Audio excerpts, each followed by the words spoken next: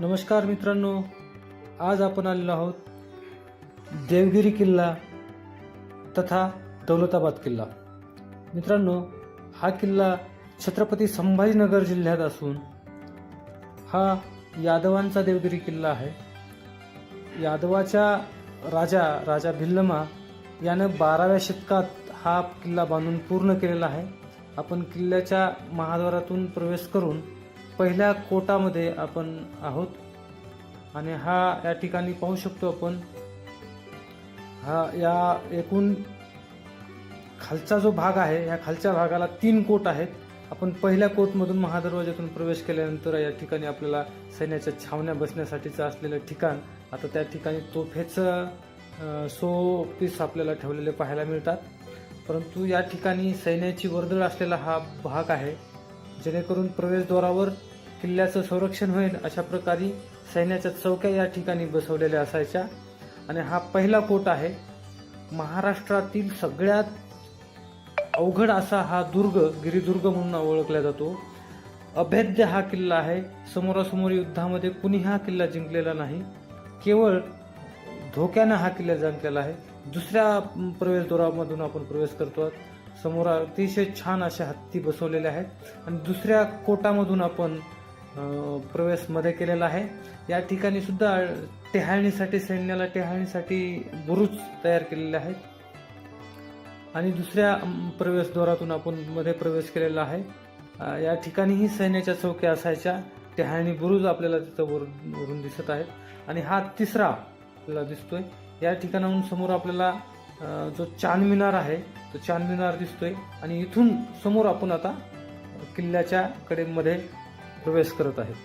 त्यानंतर आपल्याला थोड्या अंतरावर गेल्यानंतर भारत मातेकडे जाणारा रस्ता मिळतो. हत्तीचा तो पूल आहे, त्या ठिकाणी आपल्याला तो मिळतो आणि समोर हा चांदमिनार आहे. त्याच्यानंतर आंबिलकोटचा दरवाजा येतो. आंबिलकोटच्या दरवाजानंतर आपल्याला चिनी महल दिसतो. चिनी महालाच्या तिथून गेल्यानंतर आपल्याला मेंढा तोप आहे. मेंढा तोप गेल्यानंतर मुख्य किल्ला जो आहे, किल्ल्याचा जो महादेवाच्या पिंडीचा आकाराचा जो डोंगर आहे, देवगिरी हा नाव पडण्याच्या पाठीमागे काहीतरी वेगळा इतिहास आहे. कारण देव म्हणजे देवाचा गिरी म्हणजे देवाचा डोंगर, महादेवाच्या पिंडीचा आकार असलेला हा डोंगरावरती यादवाच्या राजा भिल्लमानं हा किल्ला बांधलेला आहे आणि त्याच्या भोवती खंदक असा महादेवाच्या पिंडीला जसं हे करतो आपण तसं खंदक आहे. आता हे दिसतोय आपल्याला, हे भारत मातेचा इकडे जाणारा मार्ग आहे. बाजूला हत्ती तलाव म्हणून आपण आहे, 150 बाय 150 मीटरचा तो बाजूला आहे आणि समोर जो दिसतोय आपल्याला तो हा भाग आहे, हा भारत मातेचा आहे. या ठिकाणी पूर्वी मोठमोठा हा किल्ला बांधल्यानंतर जे किल्ल्यांच्या सांस्कृतिक वारसा म्हणून जे ठिकाण होतं ते हे भारत मातेचं आहे. या ठिकाणी सांस्कृतिक कार्यक्रम, ज्या राजधानीचे या राज्याचे सांस्कृतिक कार्यक्रम, ऑडिटोरियम आपल्याला म्हणायला हरकत नाही, खूप मोठा हा असा परिसर आहे. या ठिकाणी तत्कालीन जर आपल्याला आठवलं तर काय एक वेगळ्या प्रकारच्या अनुभूती आपल्याला पाहायला मिळतात. समोर जो दिसतंय ते 1950 मध्ये स्वयंस्फूर्तीने भारत स्वतंत्र झाल्यानंतर या ठिकाणी भारत मातेची मूर्तीची स्थापना केलेली आहे. अतिशय छान हा भारत मातेचा याचा परिसर आहे. या परिसराचा एक वेगळाच इतिहास आहे. या ठिकाणी आपण पाहू शकतो त्याचा अतिशय वेगळ्या प्रकारचे बांधकाम या ठिकाणी दगडाच्या बांधकामामध्ये आपल्याला दिसते. अतिशय सुरेख आणि अतिशय रेखीव दगडाने या ठिकाणी केलेलं बांधकाम आहे. तर हा आहे चांदमिनार. चांदमिनारचा इतिहास हा ज्यावेळेस यादवांकडून मुघलाकडे किंवा इस्लामी राजवटीकडे हा किल्ला हस्तांतरित झाला, त्यावेळेस त्यांनी त्यांच्या विजयाची निशाणी म्हणून हा चांदमिनार मला वाटतं 14व्या शतकाच्या आसपास हे मिनार या ठिकाणी बांधलेला आहे आणि अतिशय चांगल्या प्रकारचा हा मिनार आहे. वर गेल्यानंतर बोटाच्या आकाराचा हा मिनार दिसतो. ही मुस्लिम राजांची राजवटीतली एक निशाणी आपल्याला पाहावयास मिळते.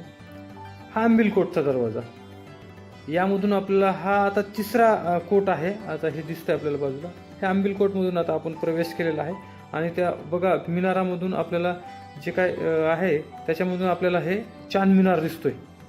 बाजूला जो आहे तो चिनी महल आहे. हा जो दिसतोय आपल्याला समोर हा चिनी महल आहे. चिनी महलाची एकदम पडझड झालेली आहे. समोर ते आपल्याला दिसते मेंढा तोफेचं आहे. या प्रवेशद्वारातून आपल्याला आता मध्ये जायचं आहे. मध्ये गेल्यानंतर आपल्याला मेंढा तोफेकडे जातो आणि मेंढा तोफेनं गेल्यानंतर आपल्याला भूलभुलैयाकडे छोटा अरुंद पूल खंदक पार करून आपल्याला भूलभुलैयाकडे जाता येते. अतिशय सुंदर असा हा परिसर आहे. एवढ्या दिवसानंतर आता बऱ्याच राजवाड्याची वगैरे जे काय जहागीरदार राजे सरदारांचे वाडे आहेत ते पडलेल्या अवस्थेत आपल्याला या ठिकाणी पाहायला मिळतात. परंतु अतिशय दुर्लभ असा हा किल्ला आहे. अजिंक्य राहिलेला समोरासमोरच्या लढाईमध्ये अजिंक्य राहिलेला हा किल्ला आहे. आता आपण मेंढा तोफेवरती जाऊया. मेंढा तोफेचा एक वेगळाच इतिहास आहे. त्याला धूळधान तोफ आहे. मित्रांनो ही आहे मेंढा तोफ. मेंढा तोफ याच्यासाठी याला बोलायचं की याचा जो मागचा भाग आहे तो मेंढ्याच्या तोंडासारखा आहे. आपण पाहू शकता हे मेंढा आणि मेंढ्याचे शिंग वगैरे. आणि या मेंढा तोफेचा पंचधातूपासून बनवलेली होती. याच्यावरती हे कोरलेलं आहे, उर्दूच्या अक्षरामध्ये लिहिलेलं पण आहे. अशा प्रकारची पंचधातूपासून बनवलेली मेंढा तोफ आहे. या खालच्या चिनी महलाच्या बाजूच्या कोटावरती ही मेंढा तोफ या ठिकाणी मांडलेली आहे. त्या मेंढ्याच्या आकाराचं तोंड असल्यामुळे तिला मेंढा तोफ. आणि ह्या तोफेचा उद्देश असा होता की तिला किल्ले शिकस्त तोफ असंही नाव द्यायचे, कारण हिचा जर वापर केला तर किल्ला उद्ध्वस्त होण्याची ताकद या तोफेमध्ये होती, म्हणून याला किल्ले शिकस्त तोफ सुद्धा म्हटलं जायचं.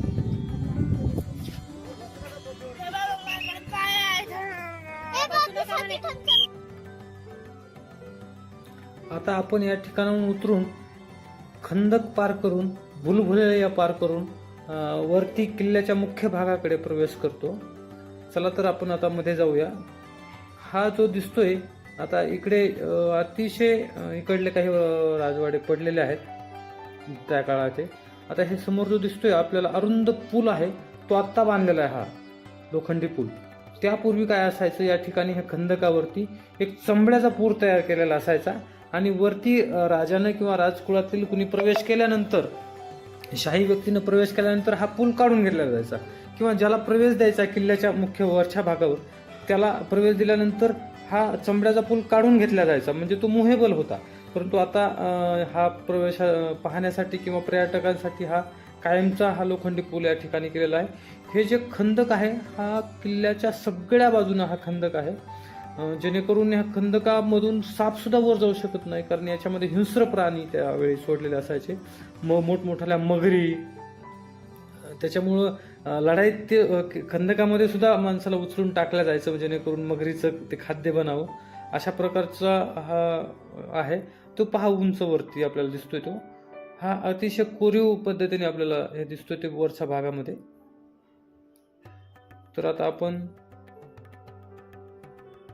वरती जाऊया. आता भूलभुलैयाकडे आपण चाललोय. भूलभुलैयाचा एक वेगळाच इतिहास आहे. या ठिकाणावरून विरोधकाचं सैन्य म्हणजे जर मध्ये घुसलं तर ते वर डायरेक्ट जो काय मुख्य रस्ता आहे, आता तरी एक शिडी तयार करून एक रस्ता तयार केलेला आहे, परंतु पूर्वी ते ह्या शिडीचा सुद्धा रस्ता नव्हता. ह्याच्या बाजूला शिड्या दिसत आहेत, हा पूर्वीचा रस्ता नाही आहे, तो आत्ता तयार केलेला आहे. पहिला आपल्याला मध्ये जो भूलभुलैया होत्या त्या भूलभुलैयातून 4 रस्त्यामधून आपल्याला वरती जावं लागायचं. हे आता आपण मध्ये प्रवेश करतोय, मंदिरासारखा भाग आपल्याला वाटतो, परंतु या ठिकाणाहून घुसले तर इकडे जावा की इकडे जावा अशा वेगळ्या वेगळ्या प्रकारचं आहे. आणि ज्यावेळेस विरोधकांचं सैन्य, हल्लेखोरांचं सैन्य मध्ये प्रवेश करायचं त्यावेळेस त्याला कुठल्या भागातून वर जावं, इकडून गेलं तर सैन्याच्या 2 भागातून गेलं तर त्या विरोधकाचं सैन्य एकमेकाला टकरायचं आणि एकमेकाला मारायचं, कारण त्यांना समजत नव्हतं की हे कोणाचं सैन्य आहे. अशा प्रकारची भूलभुलैया होती. त्याच्यातूनही वर पार केला तर आपल्याला वरचा भाग जो दिसतोय आता, इथून उकळतं तेल त्या विरोधकांच्या सैन्याच्या अंगावर टाकायचे आणि बाजूला एक हे दिसते आपल्याला, इथून खाली खंदकामध्ये माणसाला टाकण्यासाठी जी जागा होती, जे मेलेले आहेत त्यांना ह्या खंदकामध्ये टाकल्या जायचं. आता आपण खंदक भूलभुलैया चढून वरती आलेलो आहोत. हा खंदकाचा भाग आपण पाहिलेला आहे. भूलभुलैया चढून आपण आलेलो आहोत. हे पूर्ण आता महादेवाच्या पिंडीच्या आकाराचा आपल्याला हा डोंगर दिसतो. ह्या डोंगरावरती त्या सगळ्या बाजूने हा खंदक आहे. आपल्याला या खंदकामध्ये मगरी वगैरे सोडलेल्या दिसतात. आता आपल्याला इथून खाली उतरून ती वरती जायचं आहे. इथे पण एक महल होता, तो महल आता पडला आहे. बरीचशी पडझड या किल्ल्याची झालेली आहे. आता तो महाराष्ट्राच्या 7व्या आश्चर्यामध्ये या किल्ल्याचे आहे आणि भारताचं संरक्षित ठिकाण म्हणून सुद्धा आहे. आता याच्यामध्ये बघा, आता आपण आता वर चाललोय, वरच्या भागाकडे चाललोय. आता खंदकाच्या बाजूने बघा, आता वर आपण करतोय. पावसाळा असल्यामुळे या ठिकाणी पाणी पाझरतोय, पर्क्युलेशन खडकातून पाणी सोडतंय. अतिशय अवघड असा हा आहे आणि हीच वाट आहे, दुसरी कुठलीही वाट नव्हती. छत्रपती शिवाजी महाराजांनी या किल्ल्याला राजधानी बनवण्यासाठी किंवा या किल्ल्याचा राजधानी बनवण्यासाठी विचार न करण्याचे कारण सुद्धा हेच होते की या किल्ल्याला दुसरी वाट नाही आहे. गड बहुत चकोट, असं शिवाजी महाराजांचे शब्द आहेत. हे बघा, आता आपण ते खालचा बुलबुलैया आणि तो खालचा भाग, चिनी महल वगैरे हे सगळं पार करून वर आलो. आता आपल्याला चांदमिनार सुद्धा अगदी छोटंसं दिसतंय. आणि आता हे बघा, वर जायचंय आपल्याला. इथून इकडे गणपतीचं मंदिर आहे, त्या गणपतीच्या मंदिराचं दर्शन घेतो आणि पुन्हा वरती आपण जो बारदरी जो महाल आहे त्या बारदरीच्या महालाकडे जातो आपण. हे गणपतीचं मंदिर आहे. या ठिकाणी बसायला छान असं एक ठिकाण आहे, मध्यभागाचं ठिकाण आहे. खालून वर चढत आल्यानंतर, कंटाळल्यानंतर आपल्याला पाहायचं गणपतीचं मंदिर आहे. अतिशय छान सुरेख असं हे गणपतीचं मंदिर आहे. हा, दर्शन घ्यायला चालू आहे.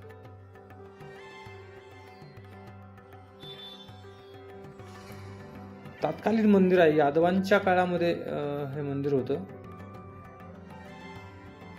मंदिराला प्रदक्षिणा आपण करूया.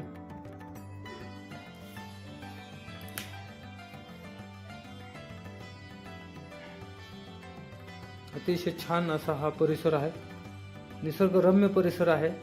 या ठिकाणी निसर्ग निहाळताना डोळ्याला एक वेगळीच अनुभूती आपल्याला मिळते. आता हा भाग झाल्यानंतर आपण आता वरच्या भागाला जाऊया. बारदरी महालाकडे आपल्याला आता जायचं आहे आणि हा बारदरी महालाकडे जाण्याचा मार्ग. चला तर आता चालत वरती जायचं आहे आपल्याला. तो बघा, तो वर दिसतो, तो बारदरी महाल आहे. फास आपल्याला या ठिकाणून जाऊन असं वरती करायचं आहे. देवगिरीच्या यादवाकडून हा किल्ला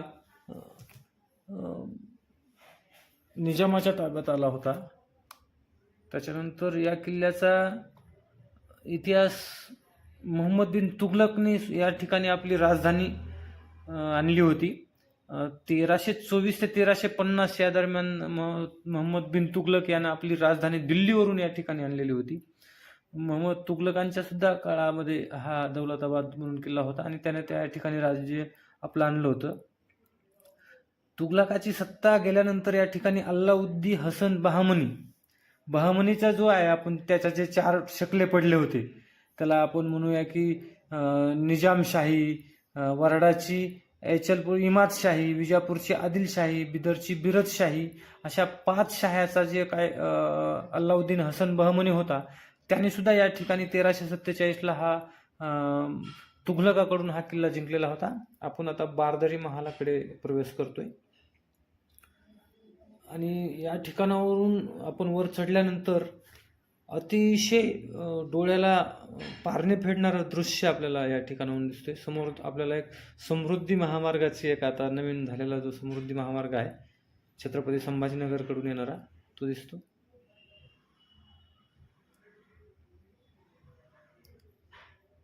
हा पहा,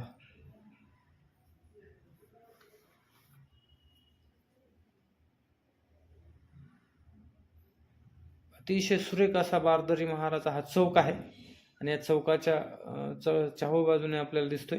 आता समोरचा जो आहे भाग, कमानी आणि त्या झरोके जे केलेले आहेत, समोरच्या झरोक्यामधून आपल्याला समोरच्या डोंगराचं किंवा शहराचं निसर्ग आपल्याला डोळ्यानं निहाळता येतो, टिहाळता येतो.